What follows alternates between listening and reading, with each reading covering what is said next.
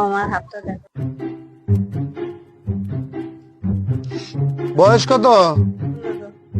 15।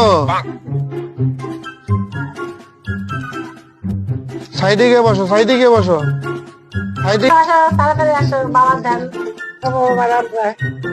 মুরুম কবি। হ্যাঁ,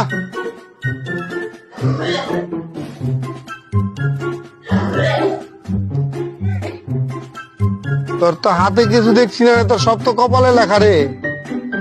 ব্যাপারটা কি? বয়স কত? 3-4 বছর। দূর হ, সাইডে গিয়ে বস। এই, বাবা আমার হাতটা দেখো তো।